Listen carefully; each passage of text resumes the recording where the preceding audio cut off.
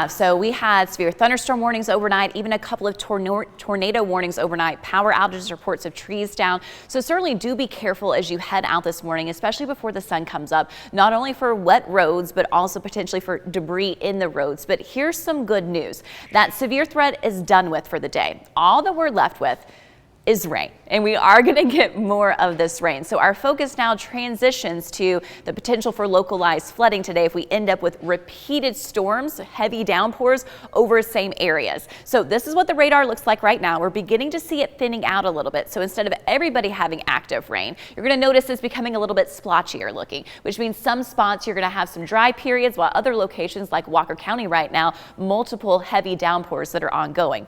All this movement is generally from the southwest to the northeast, a little bit more of an easterly trend to it. And I'm going to switch over to the national composite radar so you can see the big picture of why we're talking about the rain continuing today. Because basically we're getting this frontal system that is stalling out and draped right across their area from northern portions of Alabama into the Tennessee Valley. That means for you on and off periods of showers today. And it will be on and off. So you may have a couple of dry times, but also times where you're dealing with that rainfall. So it's just handy to have the raincoat throughout the day today and prepare for kind of those dreary, cloudy conditions as well.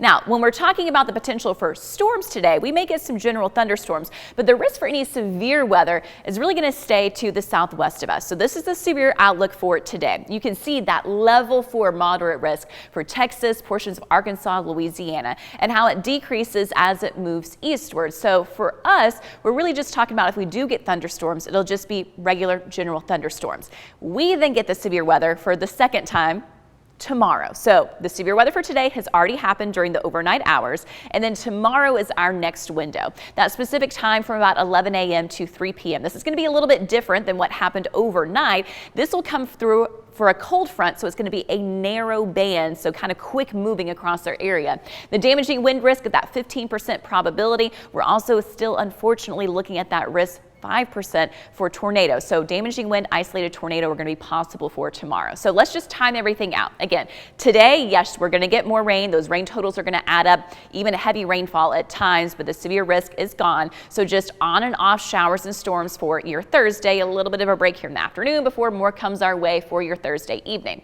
Now, as we take it to the overnight hours, there's not going to be as much rainfall. So generally just some widely scattered green dots on there, but that wind is going to start to pick up a bit through the overnight. And then here's that line of storms that I was mentioning. So here's 8:30. So most likely you're going to get to work, school just fine on Friday. We're really looking at that line of storms moving across our area from about 11 a.m. to 3 p.m.